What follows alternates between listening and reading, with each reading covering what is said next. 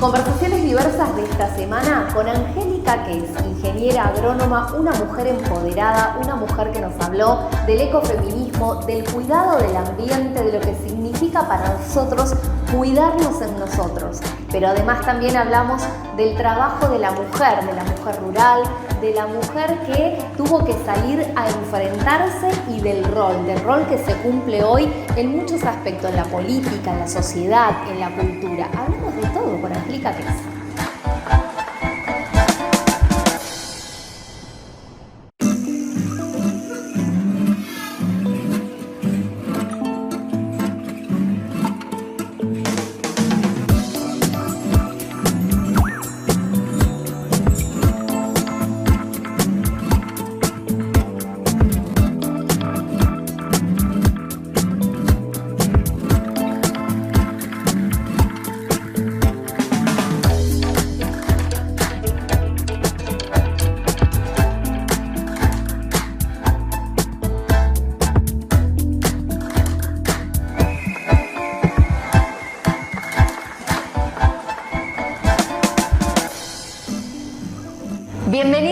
Bienvenidas a todos, a todas, a estas conversaciones diversas de esta segunda temporada. Hoy tenemos una invitada súper especial, amiga. ¿Cómo estás, Angélica? Bienvenida a Conversaciones Diversas. Como tenemos la costumbre de decirlo siempre, que te sientas cómoda, que disfrutes de esta charla. Y además, mirá, viniste acompañada con el mate ahí, ¿eh? ¿Cómo estás? Hola, bien, contenta de charlar un poco de todo y bueno, ver qué sale de esto, de que la entrevisten a una solita, ¿no? Vamos a hablar de todo. Y de las cosas que vamos a hablar y que tiene que ver justamente con el trabajo, ¿no? Hablábamos los otros días y me gustó mucho que me hayas dicho cuando te invité de mis haceres y de dejar de hacer, digamos, ¿no? Y dejar seguir también uno en todo este transcurrir. Y en el medio se me aparecían las imágenes de una mujer que conoce muy bien el trabajo agrónomo, el trabajo de la mujer de campo, de la mujer de la familia agrícola. Y ¿cómo estamos en esto pensando y haciendo una revisión histórica de todo lo que ha sucedido? Digo, pensando así en el reflejo y en este trabajo tuyo, en el que estás así como empoderada, en un tiempo en donde nos estamos reconstruyendo, deconstruyendo. Bueno, vos preguntás 1000 cosas en una pregunta, te aclaro. Cuando uno piensa en la ruralidad y en las mujeres rurales, hay una cuestión que a mí siempre me impresionó y es la asepsia intelectual en este sentido con la que uno, y yo particularmente, salí de la universidad. Yo estudié agronomía en la Facultad de Ciencias Agrarias en Corrientes de la Universidad Nacional del Nordeste. Y para mí el trabajo rural tenía la vertiente de la presencia, por ejemplo, de la agricultura familiar, porque bueno, yo vengo de familia de campesinos. Mi familia tenían campo. Mi padre fue maestro rural, o sea que siempre la ruralidad presente. Mi mamá, hija también de campesinos rurales, de lo que se llamarían pequeños productores con un buen capital, digamos, que es la familia Trepo. Y entonces esa parte nunca me la pudieron cercenar en la facultad. Pero después, por ejemplo, hay algunas cuestiones como el rol diferenciado por géneros, digamos, que en esa época no hablábamos ni de género, pero nunca se hablaba del rol de las mujeres, para decirlo en los términos de aquellos años. Entonces, cuando yo empecé a trabajar, recuerdo en este momento que justamente con la gente del Instituto de Investigaciones Forestales y Agropecuarias, donde estoy ahora, fuimos a hacer un trabajo a Sausalito, promoviendo justamente la valorización del monte, la implantación de árboles nativos. Y bueno, logramos que un montón de grupos se pusieran de acuerdo y plantaron. Después fuimos como a los 6-7 meses a hacer una evaluación de cómo había ido el trabajo y nos íbamos hacia uno de los más valorados forestadores nuestros de origen aborigen, digamos. Y lo vemos criollo en realidad, sí, él era criollo. Y lo vemos pasar así raudamente agarrado por 2 policías que se lo llevaban preso. Y entonces yo, ¿qué le pasa a fulano? Y dice, no, dice, la golpeó muy mal a la mujer y la policía finalmente ya se lo tuvo que llevar preso, casi la mató. ¡Qué barbaridad!, dijimos nosotros, y seguimos caminando tranquilamente y nos fuimos a ver la forestación de ese hombre que había golpeado a su mujer y también golpeaba a sus hijos, pero no nos pareció un dato relevante a considerar en la construcción de un modelo rural. Fuimos, miramos los árboles, definimos el porcentaje de reposición que había que hacer y nos fuimos. Muchos años después, cuando yo pude reflexionar desde otra mirada, que se la debo claramente al feminismo, digamos, yo pude ver que mi sesgo del desarrollo rural tenía más que ver con una mirada netamente economicista que con qué es lo que le pasa a la gente en ese proceso, ¿no? Así que bueno, digo, no sé si respondo tu pregunta completamente, pero me parece que desde aquellos años hasta ahora hemos ido cambiando miradas. Ya no resulta difícil hablar con los varones de lo que son los roles de género y la diversidad. Yo capacité en algún momento a algunos varones y la verdad es que eran discusiones terribles, pero durísimas, ¿eh? ¿Qué se cuestionaba? Que no era necesario hablar de las mujeres aparte de los varones, porque la visión era que el trabajo era el trabajo, quién lo hacía no importaba. Y bueno, también años después, cuando estudié en la UNE una maestría en gestión ambiental, yo planteé hacer un análisis con enfoque de género de las unidades campesinas, ¿no? Puntualmente. Y bueno, fue todo un debate dentro de la maestría, porque también gestión ambiental y 22 años atrás pretender hablar de enfoque de género en la gestión ambiental tampoco no era lo común, digamos. De alguna manera me percato que algún grupo de mujeres vinimos abriendo puertas, ¿no? Algunas con la intelectualidad y otras a las patadas, pero las venimos abriendo, digamos. Entonces, cuando hice ese trabajo de investigación, lo trabajé con las familias campesinas de la zona de Colonia Elisa, concretamente. Y bueno, y descubrieron ellos, y yo descubrí también toda una dimensión diferente, ¿no? Y que esa carga que se percibe de machismo, de alguna manera del desprecio, la desvalorización, que también la tenían muchos de los proyectos de desarrollo en la invisibilización del rol de las mujeres, se podía expresar en números. Y nosotras empezamos con las mujeres y los varones a analizar las cargas laborales de cada uno, y claramente hay 4 a 6 horas de trabajo extra de las mujeres. Había en aquel momento y sigue habiendo en este momento, ¿eh? Eso no ha cambiado, claro, porque toda esta percepción de lo que es el cuidado como un rol natural en las mujeres, quién lava a los chicos, quién los baña, quién los cambia, quién los cuida, quién ata el carro, busca los caballos, carga a las criaturas, se va al pueblo, espera horas en los hospitales, va a suplicar al municipio que le den el medicamento, son las mujeres. Y esas no son horas que se computan como trabajo, pero son carga laboral extra a la que hacen de arar, sembrar, cosechar, ordeñar, hacer el queso, cuidar la huerta, atender las gallinas, atender a los animales. Entonces, bueno, hay como una deuda grande con las mujeres de la ruralidad, porque aquí en la ciudad, cuando hay alguna emergencia de géneros, de violencia de géneros, uno recurre a un número. En la ruralidad no hay. Y cuando se dice la salud reproductiva, el derecho a la educación sexual, en la ruralidad muy poco llega. Muchos sectores que están en las áreas formales de la educación no han aceptado la ESI todavía. Imagínense en sociedades donde muchos de estos parámetros no han entrado en discusión todavía. Así que bueno, la ESI no existe prácticamente. Así que en eso estamos.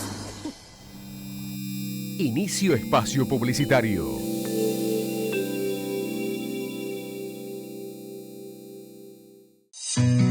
Iniciamos el periodo de sesiones ordinarias 2021, con políticas orientadas hacia el progreso social de nuestra provincia. Comenzamos este año en un contexto renovado, con esperanzas y convicciones firmes para garantizar con herramientas legislativas los derechos de cada chaqueño y chaqueña. Este 2021 nos encontrará comprometidos en legislar para la recuperación económica de las familias chaqueñas y para garantizar derechos fundamentales. Poder Legislativo del Chaco. Legislatura de todos.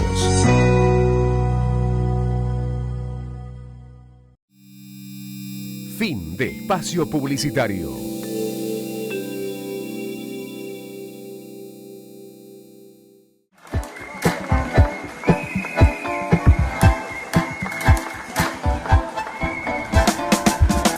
¿Hay un vacío ahí?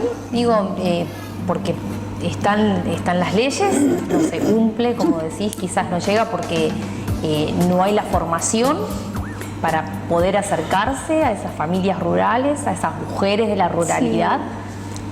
Sí. No sé claramente la respuesta, pero me parece que va por el lado de que el Estado recién en los últimos años ha asumido un compromiso concreto en la cuestión de las diversidades, en la cuestión del enfoque de géneros, y que las estructuras que tenemos creadas están desesperadamente atendiendo todas las cuestiones que emanan de asumir un rol activo, que claramente no va a salir nunca en los medios de prensa, ¿no? Porque es la vida cotidiana de las empleadas de la línea 107, del área de género y de derechos humanos y género, y de muchísimas de las mujeres que estamos en red en los territorios, que son nuestra, además de las otras tareas que desarrollamos, esa es nuestra tarea de base, digamos, estar atentas a ver qué pasa y avisar. Entonces, si bien toda esa estructura gubernamental está creada, se está trabajando, opera muy bien en los centros urbanos, periurbanos, en la ciudad y en los pueblos, pero en la ruralidad nos está faltando todavía un brazo ejecutor. Y por otro lado, acá hay una cuestión que donde, por ejemplo, la policía podría actuar muy bien en la ruralidad, pero bueno, la policía tiene las mismas falencias en la mirada de género que otras estructuras gubernamentales. Entonces, no han sido formados con esa sensibilidad hacia la problemática. Somos una sociedad todavía machista, patriarcal y autoritaria, por ende nuestras estructuras no pueden ser otra cosa. Y la policía reproduce ese tipo de estructura y ese tipo de mirada. O sea, que de alguna manera operan en algún sentido, pero como que nos está faltando que la ley Micaela llegue a cada uno de los últimos sectores de los territorios de la provincia.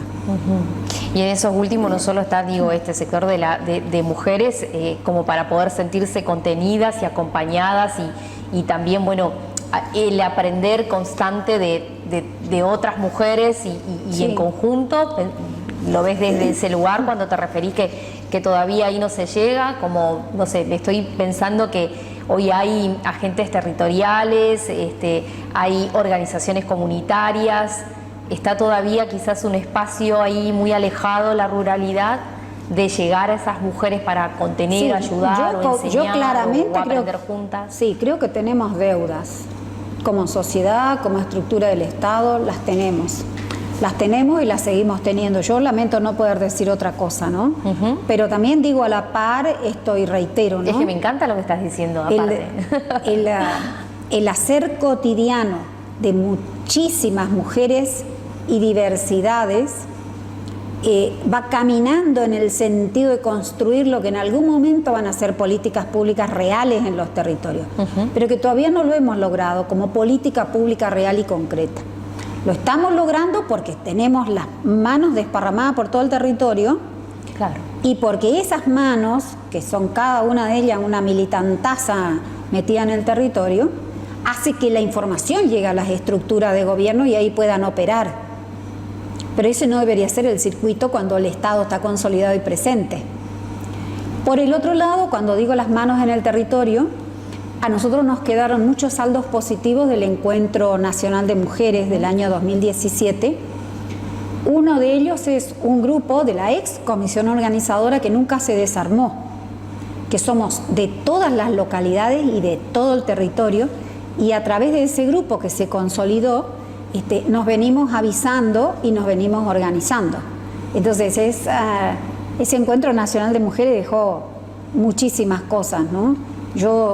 Solemos conversar con una dirigente de la corriente clasista combativa, que es la Gladys Fabretto. Exacto. Qué bueno que nos conocimos ahí trabajando y nos identificamos como de diferentes mundos, de diferentes miradas, pero fuimos como aunando criterios y hoy nos podemos sentar a conversar como lo que somos, ¿no? Amigas y militantes de un camino del feminismo, aunque tengamos partidos políticos diferentes, aunque estemos en organizaciones de base diferentes, ¿no?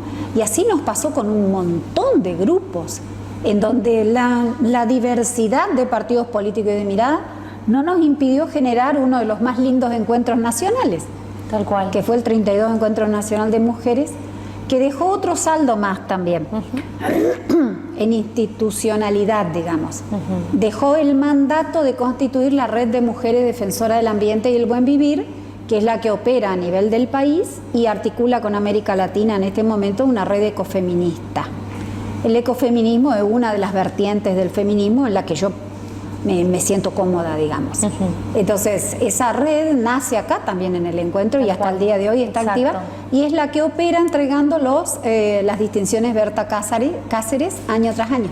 Tal cual. Y además también sumó, estaba pensando en el trabajo que también realiza ONU Mujer en Latinoamérica sobre esta gran Abya-Yala que nos está hablando, que yo había en una charla que tuvimos con Ariela Álvarez, que ella es trabajadora social, feminista también, hablábamos, ¿no?, de esto, ¿no?, de escucharnos por ahí otras voces y de escuchar estas voces que están resurgiendo y que tienen que ver con descolonizar un montón de conceptos de los cuales veníamos y que nos va a costar, decía ella, ¿no? Nos va a costar en este camino, pero hay que estar abierto justamente a poder desterrar de esas cuestiones que ha sido dolorosa también en la historia. Y estoy hablando de la comunidad, de las comunidades indígenas que hay. Nosotros somos acá, convivimos con esa diversidad indígena, ¿no?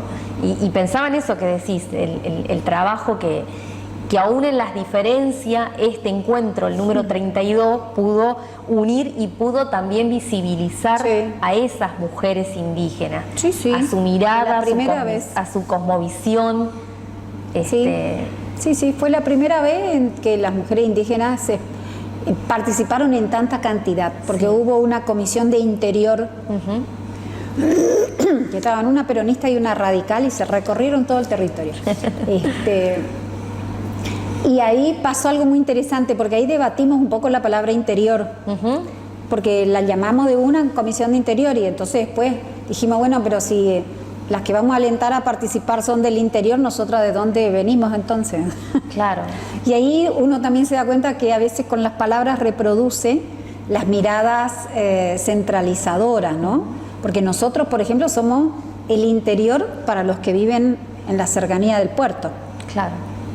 Y para Resistencia el resto del territorio es el interior. Entonces, repetimos esa lógica de una centralidad en donde estaría el que se puede todo, el donde se resuelve y el resto, ¿no? Claro.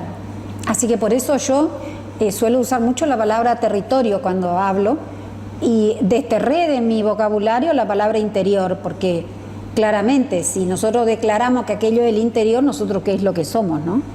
Claro. Somos de algún exterior. De algún lugar, del interior podemos ser, pero me gusta esa frase de territorializar los lugares y me parece que también identifica, porque eso tienen los pueblos o esto que llamamos el interior, el territorio tiene una mirada de apropiación identitaria diferente. Exactamente, y no hace falta definir desde una centralidad al otro. Claro. Que es algo que también en algún curso de agroecología invitamos a algunos dirigentes muy pensadores del mundo aborigen, y entonces yo les decía, ustedes que eran cazadores, pescadores y recolectores, que convivieron miles de años con este ecosistema y no lo dañaron, digo, nos gustaría conocer su palabra. ¿Qué dijeron? Y el otro me dijo, lo de que éramos cazadores, pescadores y recolectores lo decidieron ustedes. Claro. nosotros nunca nos autodefinimos de esa manera. ¿Quién les dijo? Y a mí me cayó como un baldazo de agua fría en esta intelectualidad abierta que uno cree que tiene, Sí. digamos, porque seguimos, si no nos cuidamos, seguimos reproduciendo la lógica de la centralidad, de la dominación, y bueno, y los territorios sufren las consecuencias y los cuerpos de las mujeres como territorios también sufrimos las consecuencias. O sea, y esta es una similitud, digamos, entre nuestros cuerpos, nuestros territorios como ámbitos de discusión y de debate y de toma de decisión también. Esto es una de las centralidades del ecofeminismo, digamos. Claro. Vamos a trabajar por las políticas y las cuestiones ambientales, pero también discutamos nuestros cuerpos como territorio con todos los derechos que estamos planteando que tenemos, ¿no? Y por los que seguimos y seguiremos peleando, digamos. Inicio espacio publicitario.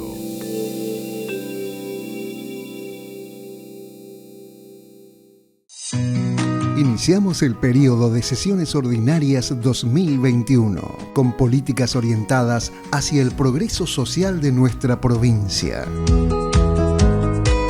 Comenzamos este año en un contexto renovado, con esperanzas y convicciones firmes para garantizar con herramientas legislativas los derechos de cada chaqueño y chaqueña.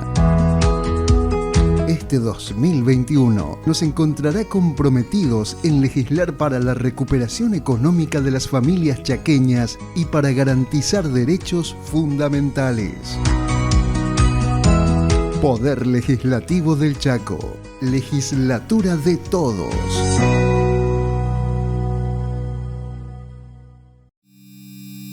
Fin de espacio publicitario.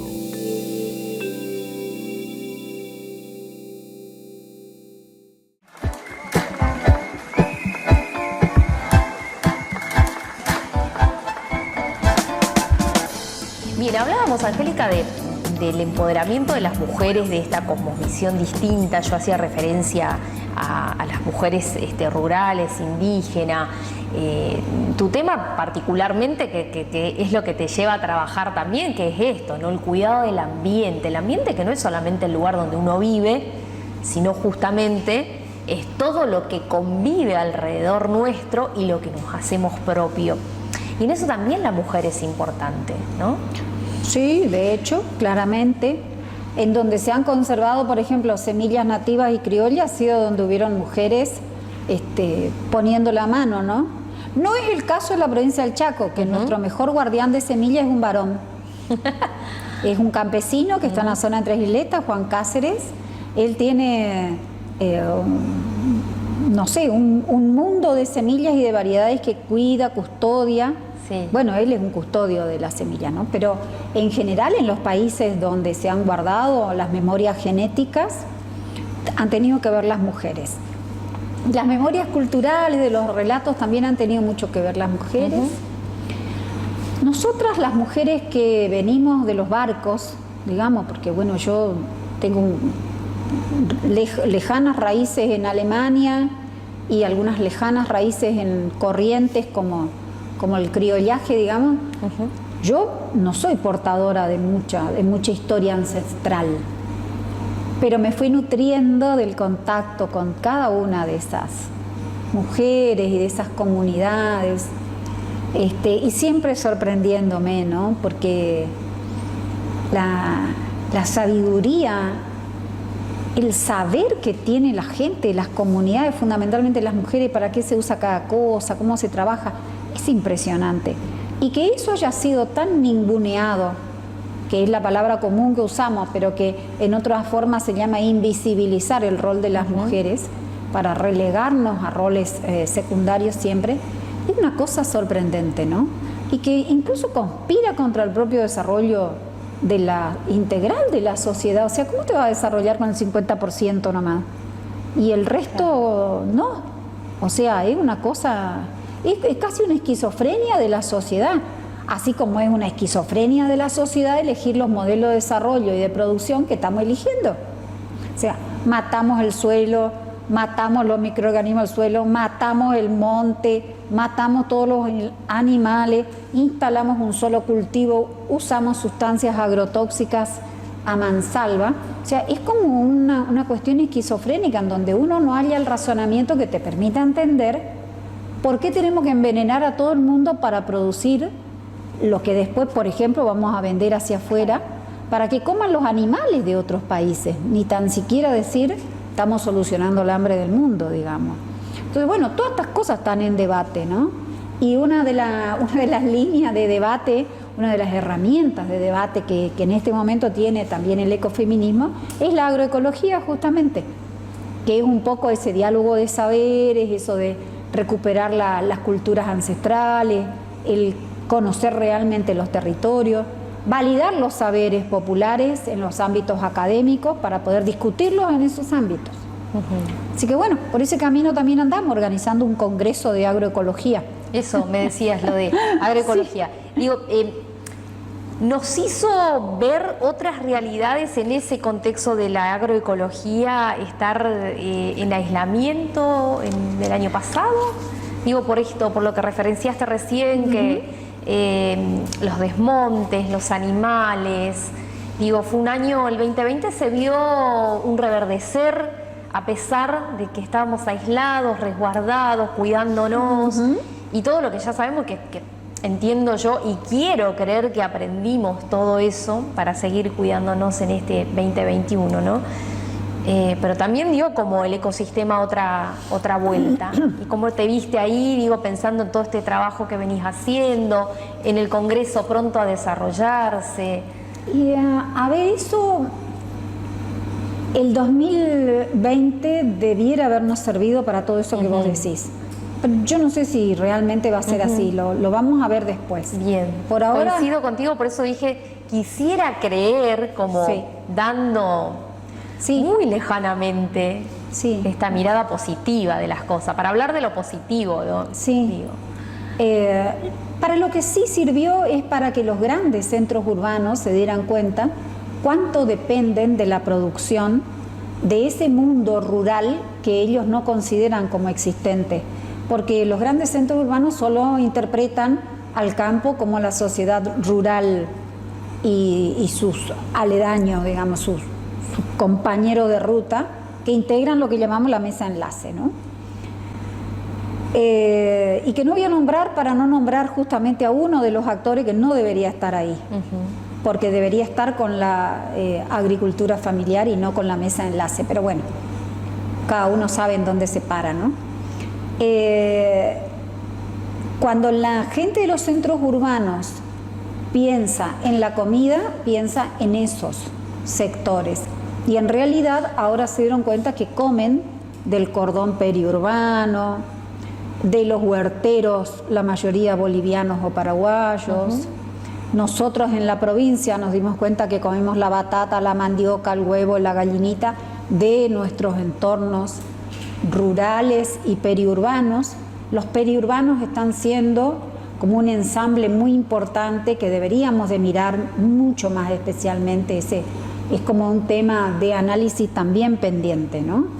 Ese periurbano en donde coexiste el saber rural sometido a las normas de la urbanidad. Y entonces por ahí puede aparecer una plantación de mandioca en medio de un barrio, pero que es una complejidad que tiene sus propias particularidades. Que además hay que preguntarse de dónde vienen y por qué vienen. Y por qué no están produciendo y viviendo como les gustaba en las otras áreas del territorio. ¿No será que estamos mirando solo la urbanidad? Pero vuelvo a lo que planteaba, ¿no? La pandemia lo que hizo es que al no haber posibilidad de moverse tantos miles de kilómetros la comida, hubo que recurrir a los bolsones verdes, toneladas de comida se han volcado, bueno, la CTA Chaco, otras agremiaciones, nosotros como Corriente Agraria, como armamos una cooperativa también, nosotros como campo nos abrimos un poco y nos pusimos el desafío de ser cooperativa de trabajo y producción. En eso estamos, ¿no? Con productores, con productoras, nosotros que no somos productores, pero que nos sentimos de la ruralidad. Todo eso fue una movilización impresionante. Si logramos calibrar realmente el valor y la dimensión que eso ha tenido como sociedad, yo creo que la agricultura familiar va a pasar a tener otro rol, sobre todo en la conciencia de la gente, ¿no? Porque en la realidad lo tiene, porque casi el 80% de lo que comemos viene de la agricultura familiar, no del agronegocio de exportación. Ahora, el agronegocio, la exportación, es el que aporta dineros a través de los impuestos a la exportación, que sostienen estructuras y una serie de programas. Entonces, ahí también hay una cuestión que hay que conversar bien, porque en realidad cuando los sectores se quejan de que les aplican un impuesto a la exportación, deberían de callarse la boca y hacer una reflexión intelectual de un poco más de nivel que el que tienen en ese sentido. Y lo digo así claramente, ¿no? Honestidad intelectual para discutir un impuesto cuando ellos están exportando nitrógeno, fósforo, potasio y en total los 42 nutrientes y el agua virtual con la que ellos trabajan y la sangre de tantos productores. Entonces, la sangre digo en la cuestión de trabajo, porque en la ruralidad el 85% del trabajo es en negro. O sea que mucho de eso que se está produciendo no está pagado como corresponde. Entonces se están llevando lo que son bienes comunes de los argentinos, pero que además son bienes comunes de la humanidad. Se están apropiando de una renta, de un recurso que es propiedad de todos nosotros, y se niegan a pagar tan siquiera un 3%, un 4%, un 5% a la exportación. Entonces estas son cosas nosotros como corriente agraria, la verdad es que la bandera que sostenemos es que habría que nacionalizar la exportación, como tuvimos en algún momento antes del menemismo, que fue el que desapareció la Junta Nacional de Grano, la Junta Nacional de Carne. Claro. Antes quien regulaba esos negocios era el Estado, pues se supone que son negocios que... Inicio espacio publicitario.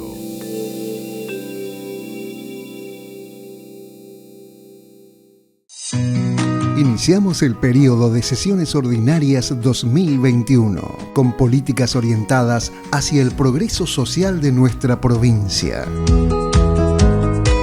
Comenzamos este año en un contexto renovado, con esperanzas y convicciones firmes para garantizar con herramientas legislativas los derechos de cada chaqueño y chaqueña.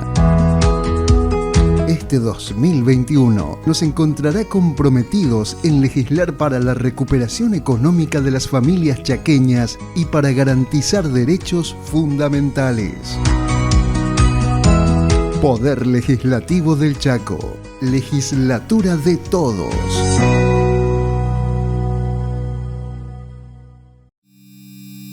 Fin de espacio publicitario.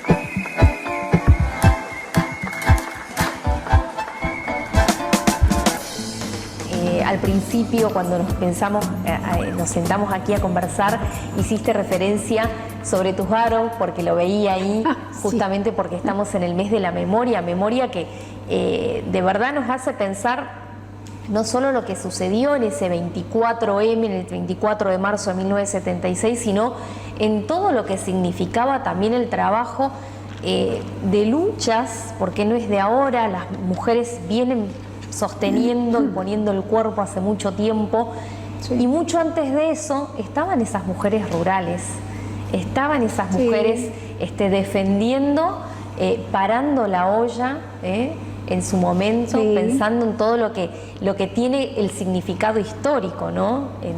en nuestra Argentina. Y pensaban esto, ligas agrarias, mujeres rurales, la política. Te pensaba vos como esa mujer que dijiste, a nosotros las mujeres nos cuesta un montón meternos en política, porque quizás tengamos las ganas, pero el vecino de al lado es totalmente patriarcal, verticalista. Sí, o el debate con los propios, o el debate con el propio... con la propia familia. O yo tengo un hijo de 21 años que si no me cuido mucho también es patriarcal y machista. O sea, tenemos un fuerte debate interno ahí en nuestra mini familia. Exacto. Pero ¿por qué esto? Es que está bueno que suceda ese debate interno en la familia. Está bueno. Totalmente. Claro, pero a ver, uno educa a los hijos como puede, digamos, ¿no? Porque la verdad que ese es uno de los pocos roles que uno asume en la vida y para el cual realmente no hay una escuela, ¿no? Entonces, y uno hace lo que puede, digamos, pero la sociedad sigue siendo lo que es, los mensajes siguen siendo lo que son, y entonces el rediscutir los roles al interior de la familia es una de las cosas que más nos cuestan a las mujeres. Hay una anécdota que yo voy a contar y espero que mi hijo no vea este programa claramente. Un día yo llegué a la casa y él estaba cocinando. Ajá. Pero yo llegué apurada porque tenía que prender la computadora y tenía que mandar una información, así que prendí la computadora, me senté, me puse a trabajar y con el costado del ojo vi que cuando yo entré a la casa lo saludé y él salió de la cocina. Y se fue a su pieza, prendió el televisor. Entonces yo dije, mira vos, ¿no? Llegó el sector femenino a esta unidad familiar, Claro. y el sector masculino se retira para que el femenino se haga cargo de la cocina. Entonces, bueno, yo seguí trabajando en lo mío, la comida siguió su curso, se quemó claramente, salió un humo terrible, salió del dormitorio mi hijo corriendo. Llamaron al 107. Para ver, pero mamá, ¿por qué no miraste la comida?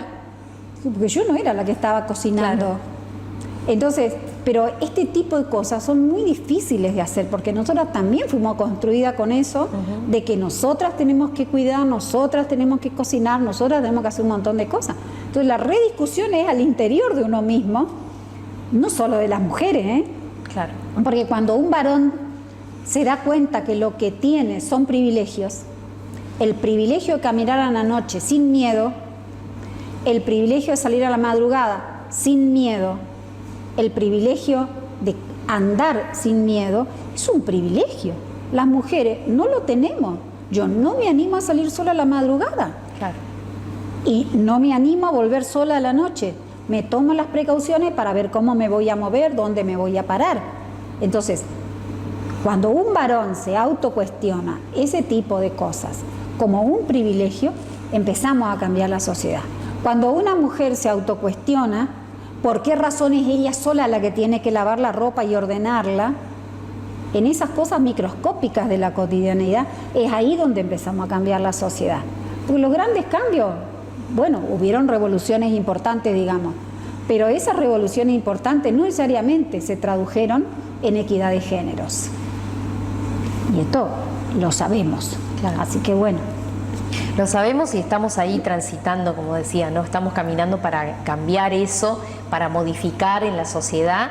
Y está bueno, insisto en esto, en que se den esas discusiones puertas adentro en la familia, como tu anécdota con tu hijo, que pusiste un ejemplo de cocina, que bueno, tendría que ser ni siquiera el ejemplo, ya tendría que ser autónomo, o sea, el que llega primero cocina, digo, pensando en eso, ¿no? En cómo uno se mueve en la casa, y pensando también en que todavía existe esa cuestión, ¿no? Ese sesgo de género ahí marcado. Y en la política, pensando también en hay muchas mujeres líderes, liderazas, como decías hoy usando tu término, cierto, pero también aún son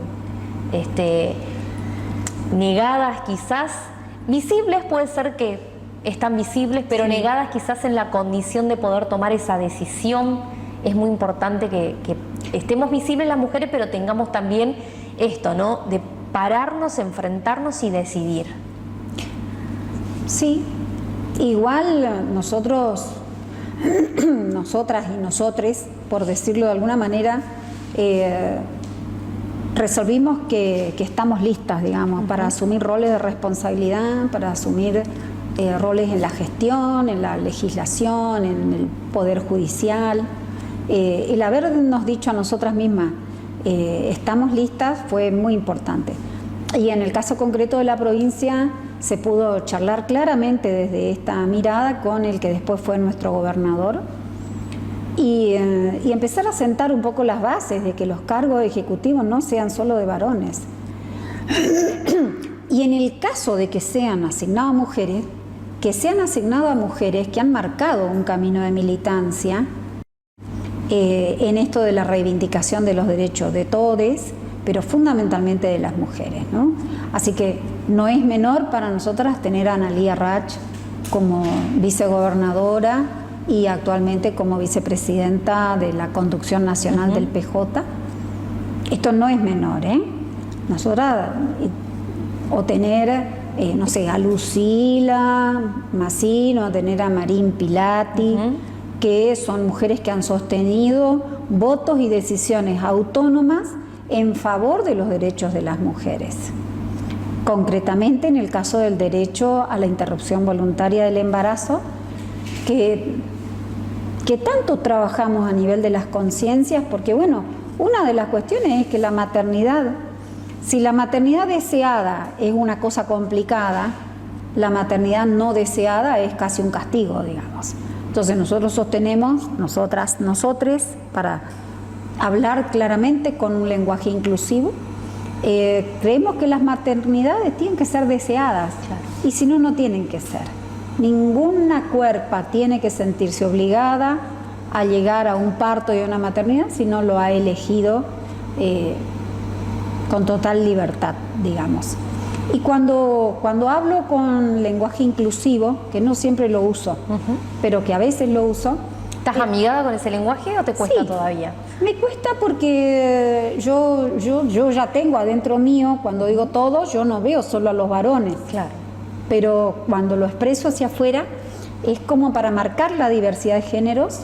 Y en esto Úrsula Savarese ha sido una de mis mejores maestras, digamos, para marcar claramente estas cuestiones, ¿no? Y el lenguaje inclusivo para mí es para decir que hay esa diversidad, que no la tenemos siempre presente, aunque querramos, y una cuestión también para tranquilidad de quienes se preocupan por el idioma castellano cuando usamos el lenguaje inclusivo, es que en realidad no estamos modificando la estructura del lenguaje para nada, y se usa como una herramienta de visualización social de algo que siempre se ha negado en la sociedad heteronórmica y binormal, digamos, sos varón o sos mujer, y hay una amplia diversidad de realidades que bueno, que no se expresan con esas dos palabras solamente. Así que bueno, por eso uso el lenguaje inclusivo a veces. Muy buena la definición, porque es cierto, la lengua todavía está en disputa con la cuestión de la inclusión en el género. Y ya también debiéramos empezar a dejar de pensar en esto de que si hay que usar porque nos incluye y porque además también transversaliza toda esta cuestión de la cual venimos hablando y de la cual estamos haciendo alusión de que nos estamos empoderando. Y el empoderamiento tiene que ver con eso también, ¿no? Con empezar a usar esas cuestiones, esos términos que nos incluya. Y que sea diverso, como es esta conversación diversa. No me quiero ir del tema pensando en Tuzaro, en lo que significa abuelas y madres de Plaza de Mayo. Digo, como mujeres ahí también en la lucha, poniendo el cuerpo, cada una con sus historias y cada una con sus historias ideológicas inclusive. Pensando en esa época, ¿no? En el 1976. Pensando en esa época, y pensando ahora, porque fíjate, cuando ahora las madres y el resto de los organismos convocan a honrar la memoria de los detenidos desaparecidos en la dictadura cívico-militar y eclesial, para no olvidar, y empresarial, dicen algunos, y yo adhiero, cuando ellas convocan a plantar árboles por la memoria, creo que mágicamente ponen una sociedad frente a una cuestión muy determinante, y es qué es la memoria en realidad. ¿La memoria es para tenerla guardada o la memoria es para sacarla afuera y expresarla en hechos vitales, ¿no? Y entonces yo estoy muy impresionada con lo que pasó, porque hemos plantado cientos de árboles honrando a desaparecidos, pero además honrando el hecho de que sembraron una semilla que hoy reverdece en esto, ¿no? De que estamos militando en una democracia, porque ellos la pagaron con su propia vida. Si no, no sé si la hubiéramos tenido. Y nosotros tuvimos el privilegio de honrar a dirigentes de ligas agrarias. Plantamos árboles por Carlos Piccoli, por Carlitos Oriansky y por Luis Fleitas. A mí me emocionó mucho plantar esos árboles en Sáenz Peña, en el predio del INTA, porque estaba la hija de Carlos Oriansky, y estaba Marta, una vecina que se crió cerca de Carlos Orianqui. Y voy a decir el apellido de ella, porque es un apellido muy querido para mí. Marta Capitanich, la hermana de Branco Capitanich, ya fallecido. Y también estaba la gente de la UNCAUS ahí plantando el árbol, porque el aula magna de ellos lleva el nombre de Carlos Orianqui. Porque la verdad que lo que relatan los que lo conocieron a Orianqui es que él militaba por todas las cuestiones económicas, por el precio del algodón, por la cooperativización, por las tierras, por las herramientas, pero siempre tenía el mismo discurso en el sentido de planteo de que tenía que haber una universidad que estuviera cerca de los hijos de los campesinos. Claro. Entonces, de alguna manera, cuando plantamos ese árbol honrando a Carlos Orianqui, honramos toda una generación que luchó por cosas que ellos no las iban a disfrutar y que las estamos disfrutando hoy, porque, por ejemplo, la UNCAUS, con su enorme oferta académica en el centro chaqueño, es resultado de esas ligas, de esas luchas de las ligas agrarias. De los hijos de esas familias. Exactamente. Y que la UNCAUS tiene una mirada interesante porque pone con la virtualidad, pone clases en todos lados, que también lo está haciendo la Universidad Nacional del Nordeste, pero en realidad me parece que la UNCAUS nace con esa vocación, ¿no? Concretamente llegar hasta la última zona de los territorios del NEA, me parece, pues no están solo trabajando acá. Así que bueno, fue el mes, marzo, el mes de la mujer, con todo lo que venimos militando, el mes de la memoria, y fue el mes de los bosques también, porque el 21 de marzo es el Día Internacional de los Bosques, y nosotros lo celebramos desde un lugar extraño, si se quiere, que es la Mesa de Bosque Cultivado del Chaco. O sea, quienes estamos trabajando para cultivar bosques, para sembrar bosques, sí, honramos la presencia de los bosques nativos, porque entendemos que cuantos más árboles plantemos, más presión vamos a sacar de las masas de los bosques nativos. Claro. Entonces, como que son gestiones complementarias, ¿no? Que la deuda ambiental que tenemos con los montes nativos es muy grande, que la vamos a recuperar porque hay un montón de legislación y de estructura, pero que a la par tenemos que ir sembrando árboles para alimentar nuestras industrias, para poder interactuar con el ganado, con la agricultura, porque ensambla bien con las culturas originales, con las culturas campesinas, con los productores medianos, con los productores grandes. El árbol es el símbolo de la vida realmente en el Gran Chaco americano. Inicio espacio publicitario.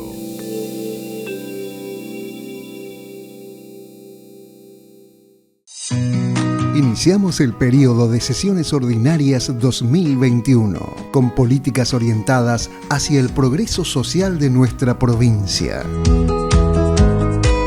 Comenzamos este año en un contexto renovado, con esperanzas y convicciones firmes para garantizar con herramientas legislativas los derechos de cada chaqueño y chaqueña.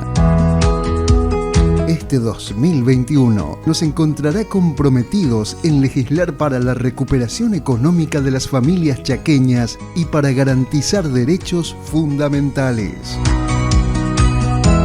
Poder Legislativo del Chaco. Legislatura de todos.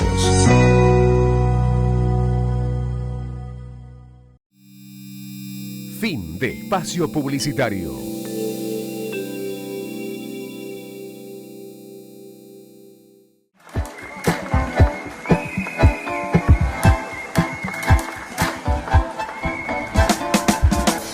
Regresamos, Angélica, con las mujeres empoderadas.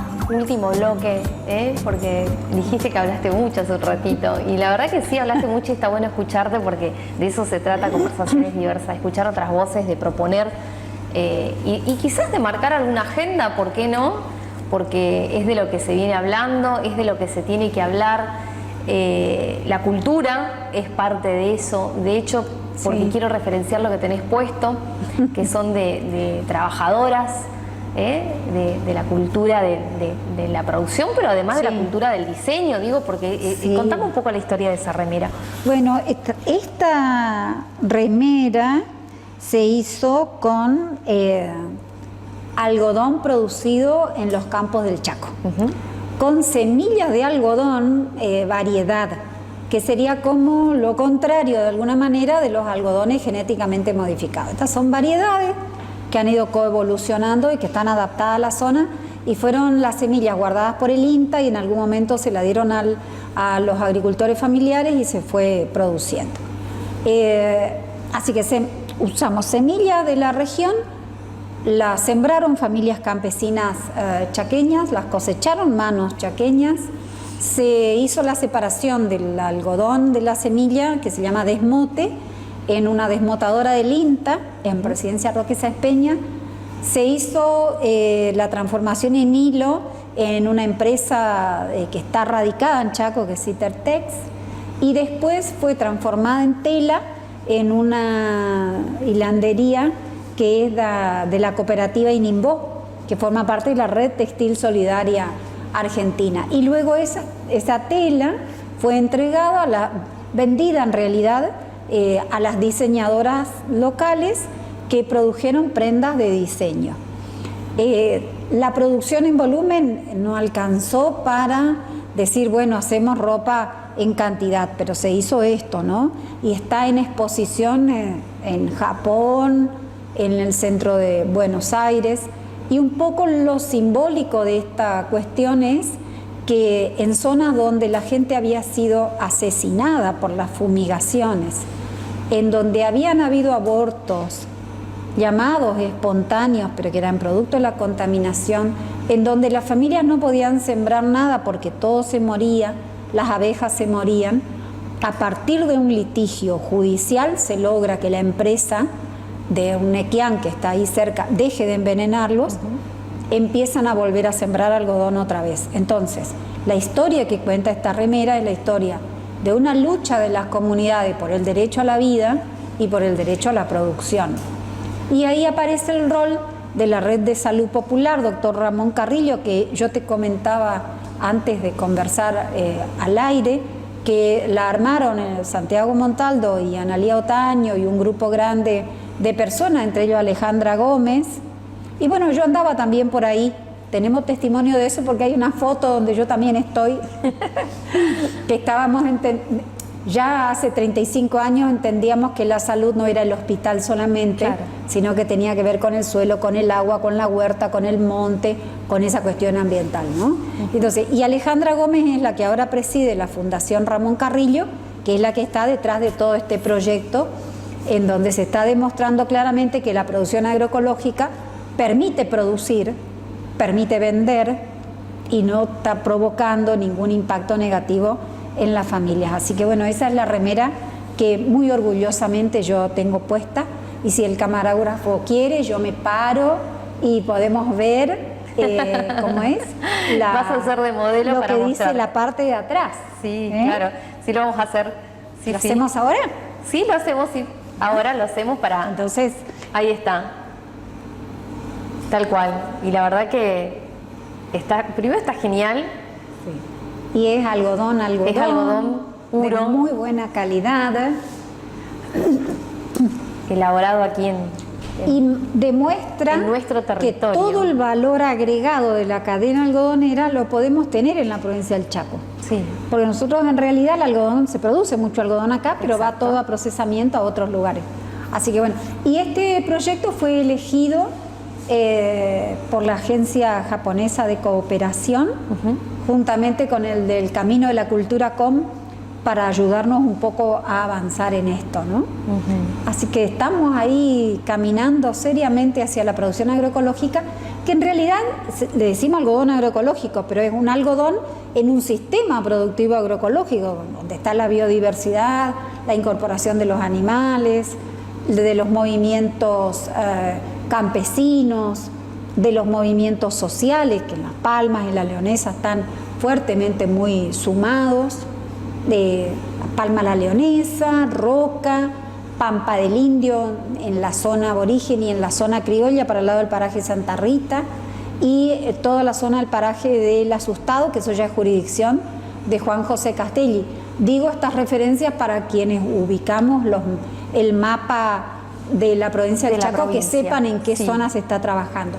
Y ahora, hace poco se agregaron un grupo de mujeres que tienen una huerta en Presidencia Roque Sáenz Peña. Tienen una huerta comunitaria que el martes 23 de marzo estuve charlando con ellas y intercambiando experiencias ahí en el INTA también. Y la verdad que sus historias de vida son impresionantes, cómo llegan a producir a partir de todo este trabajo de rescate de sus propios saberes y del compromiso militante, porque tenían ollas populares, sostenían a familias con la comida, y cuando consiguen un primer terreno empiezan a producir. Algunas nunca habían sembrado, otras habían, incluso no solo que habían cosechado algodón, sino que habían ido a trabajar a los destronques en Santiago del Estero. No debe haber trabajo más pesado que el destronque, porque uno tiene que sacar raíces que han crecido a lo largo de 200 años, y se trabaja con pico, pala, a veces con motosierra, ¿no? Entonces, bueno, y ellas decidieron sembrar algodón y les ha ido muy bien. Ya tenían cosechado 500 kilos, que no es poco para una plantación bajo sistema productivo agroecológico, en donde no se usan insumos químicos de síntesis de ningún tipo y en donde hay que ir haciendo el control de las plagas por métodos naturales, el control de la maleza por métodos manuales. Así que bueno, es un enorme desafío que en verdad está siendo respaldado por muchas estructuras, y además ya estamos articulando con Santiago del Estero esto como algodón agroecológico, y estamos trabajando en lo que es los sistemas participativos para la certificación. O sea, que no vengan extraños a decir que lo nuestro es agroecológico, sino que salga del consenso de los productores, en la misma desmotadora y toda la cadena textil, que es también todo un desafío en contra de lo que es el establishment, porque, qué sé yo, la agricultura orgánica, usamos las mismas prácticas que la agroecología, pero la agricultura orgánica necesita una certificación externa, porque lo que ellos buscan es un mercado de los commodities en el exterior, claro, que pagan un plus de precio, pero que bueno, no tiene relación directa con la rediscusión del entorno social que está planteando la agroecología, un cambio de paradigma, ¿no? De producción, de vida, de perspectivas. De perspectiva, y que además también hace a esto que decíamos al principio, ¿no? Nuestra economía, a restablecer lo que tiene que ver con la economía regional, local. Sí, totalmente, eso es. En eso. ¿Cuidamos los árboles pensando en esto, del cuidado de los bosques, del Día Internacional de los Bosques? ¿Cómo lo ves y cómo ves también vos que entendés en este trabajo que hacen desde el IFA? Llevan capacitando, enseñando, promoviendo el buen uso, inclusive, del término cuando hablamos de bosque, me refiero, sí, ¿no? Porque también es una realidad, los desmontes, es una realidad, sí. Los controles que se hacen, si realmente se efectivizan esos controles. A ver, antes de responder la pregunta casi institucional que me haces, digo, ¿por qué es importante el árbol en el Gran Chaco americano? Porque si uno piensa en el globo terráqueo, a esta misma altura, tanto en África como en Australia, hay gigantescos desiertos. O sea, nosotros estábamos predestinados a ser un enorme desierto y no lo somos, porque cuando viene a llenarse de sedimentos esta gran cuenca que es el Gran Chaco americano, como esta gigantesca palangana, se va llenando de lo que después sería la tierra, con lo que viene de los Andes, claro, y de otros ecosistemas como el amazónico. Entonces, aquí aparecen los árboles mágicamente, digamos, cuando no deberían haber estado. Entonces, tenemos un tipo de bosques que ha ido construyendo el suelo que tenemos. Entonces, la única fábrica de suelo que nosotros tenemos en el Gran Chaco es la vegetación y fundamentalmente los árboles. Por el reciclado de la materia orgánica, porque sostiene la protección de las altas temperaturas, la alta insolación que tenemos. Entonces, cada vez que nosotros preservamos un área con cobertura forestal nativa, estamos preservando suelo, agua, biodiversidad, culturas que se han desarrollado ahí adentro durante muchos años. Y cuando plantamos árboles, aun cuando no construimos la misma diversidad, porque de hecho nunca un bosque sembrado por nosotros va a tener esa diversidad, pero cuando plantamos, como estamos plantando ahora desde hace algunos años en Chaco con el Instituto Forestal, marcando rumbos en el país realmente este Instituto Forestal, porque de las pocas provincias donde se foresta con especies nativas, lapacho, jacarandá, quebracho, algarrobo, todas esas especies conviven bien con otras producciones, con la agricultura, con la ganadería, con la apicultura, con el ganado menor, con el ganado mayor. Entonces, de alguna manera, lo que hay que tener mucho cuidado es no caer en el monocultivo forestal, porque si no estamos cayendo en la misma cosa que estamos cuestionando de los monocultivos extensivos de la agricultura anual, digamos. Entonces, en este balanceo de no caer en un extremo y no caer en el otro, hay que ir también acomodando las políticas públicas.